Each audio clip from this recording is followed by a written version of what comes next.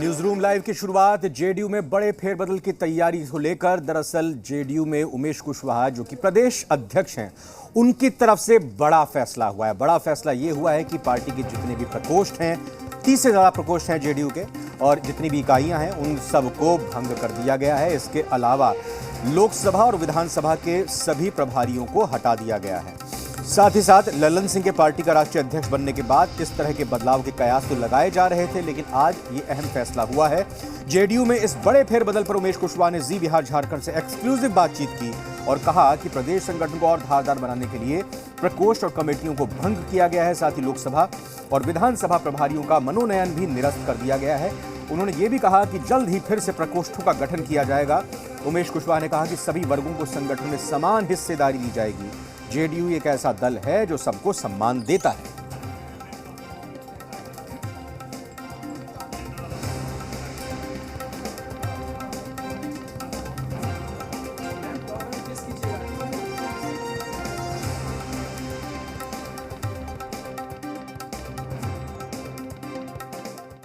देख रहे हैं कि लगातार पार्टी एक्टिव मोड में है।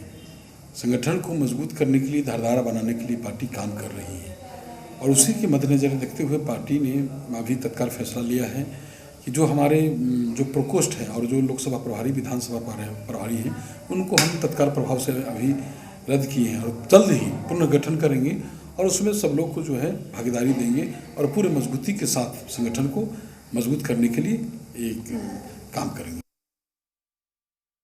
देखिए, अभी ललन बाबू अभी राष्ट्रीय अध्यक्ष बने हैं और जो प्रदेश के भी जो अध्यक्ष हैं उमेश कुशवाहा जी भी, उनका भी कोई लंबा कार्यकाल नहीं रहा है, अभी कुछ दिन पहले ही बने हैं।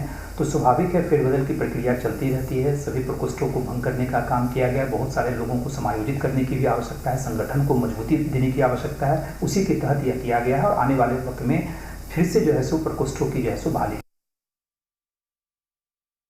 जदयू के प्रदेश संगठन में बड़े फेरबदल की तैयारी हो रही है और इसको लेकर एक फैसला लिया गया है। प्रदेश अध्यक्ष उमेश कुशवाहा हैं, उन्होंने जितने लोकसभा प्रभारी थे, जितने विधानसभा प्रभारी थे, उन सब के पद खत्म कर दिए हैं या कहीं कि उनको निरस्त कर दिया है तत्काल प्रभाव से।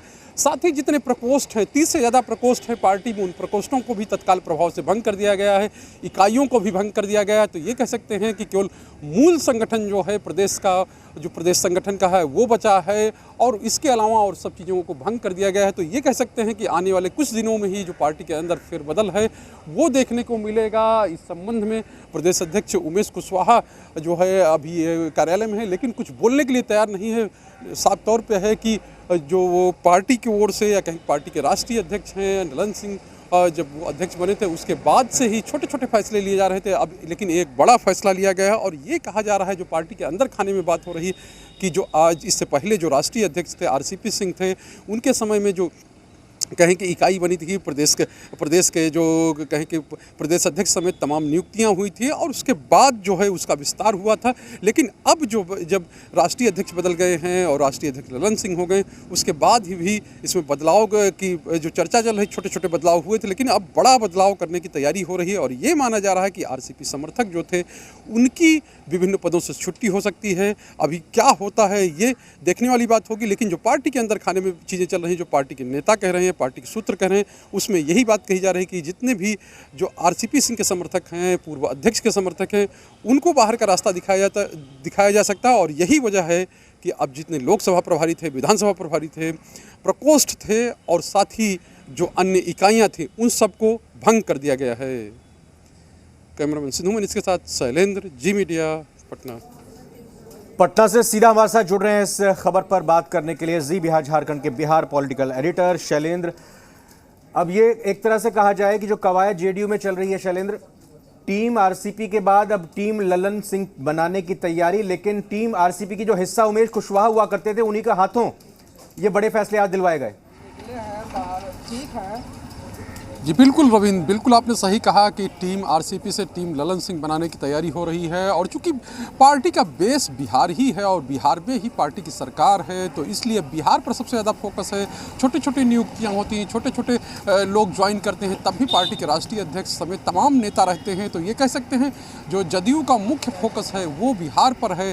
भले ही पार्टी कहती कि हम राष्ट्रीय बनने की कोशिश करें, राष्ट्रीय हमारा संगठन है, राष्ट्रीय स्तर पर विस्तार करेंगे और मान्यता प्राप्त करेंगे, लेकिन सबसे विशेष उसका फोकस जो है बिहार पर है। और यही वजह है कि बिहार में जो नेता हैं वो खुद को मजबूत करना चाहते हैं, खुद के लोगों को कहीं की जगह देना चाहते हैं। और जो अभी जिस तरह का फैसला हुआ है उसमें ये कहा जा रहा है क्योंकि 24 तारीख को जो जदयू है उसके नेतृत्व में जो सरकार चल रही है उसके 15 साल पूरे हो जाएंगे, उसको लेकर एक जश्न की भी तैयारी हो रही। पार्टी के अंदर समारोह होगा, राज्य से लेकर जिलों तक समारोह होगा, उसकी भी रूपरेखा चल रही। तो ये माना जा रहा है कि उससे पहले ही ये जो बदलाव किया गया है, जो निरस्त किए गए हैं पद या जो जिन लोगों को हटाया गया है, जिन प्रकोष्ठों को भंग किया गया है, उनमें नियुक्तियां हो जाएंगी। तो ये कह सकते हैं पहले से पूरा एक तरह से कहें होमवर्क करके ही इन चीज़ों को आगे बढ़ाया जा रहा है। और साफ तौर पे है कि अब पार्टी का एक तरह से कहें कि नया चेहरा देखने को मिलेगा, नए चेहरे जो आएंगे अब उसमें किस तरह के लोगों को शामिल किया जाता है। लेकिन जो पार्टी के अध्यक्ष हैं, प्रदेश अध्यक्ष हैं उमेश कुशवाहा, पहले तो वो बात नहीं करना चाहते थे, लेकिन बाद में वो जब बात करने के लिए तैयार हुए तो उनका ये कहना था कि हम ही एक ऐसे दल हैं जो सबको नेतृत्व देते हैं, सबको साथ लेकर चलते हैं, चाहे बुजुर्ग हों, चाहे युवा हों, चाहे महिलाएं हों, सबका सम्मान संगठन में होगा और सबको जल्दी से जल्दी जो है एक तरह से कहा जाए फिर से जो चीज़ें हैं उनको पटरी पर लाया जाएगा। एक चीज़ और जो निकलकर सामने आ रही है, पता नहीं कितना सही होगी या नहीं होगी, लेकिन आपसे जानना चाहेंगे, 30 से ज़्यादा करीब प्रकोष्ठ जेडीयू के बनाए गए थे जब आरसीपी सिंह आए थे। तो अब ये चर्चा हो रही थी अंदर खाने कि कहीं ना कहीं ये गैर ज़रूरी कई सारे प्रकोष्ठ हैं, उनको अब ख़त्म ही कर दिया जाएगा, एक नया सिस्टम तैयार किया जाएगा पार्टी के अंदर। क्या एक बड़े बदलाव की हम देखें, अपेक्षा करें जेडीयू में?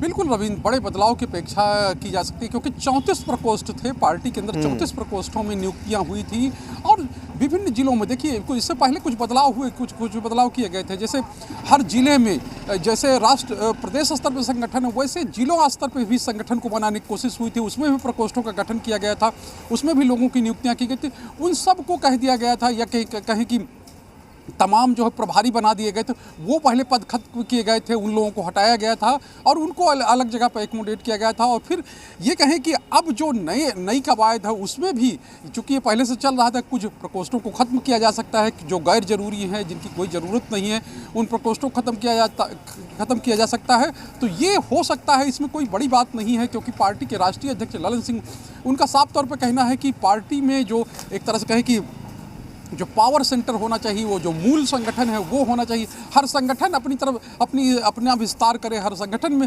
हर प्रकोष्ठ अपना एक अलग अस्तित्व में आ जाए और अलग अलग चीज़ें होने लगे तो अच्छा नहीं होगा। उसमें तमाम तरह के पावर सेंटर बन जाते हैं और वो पावर सेंटर जब बनेंगे तो पार्टी के अंदर विखंडन, पार्टी के अंदर बिखराव होगा।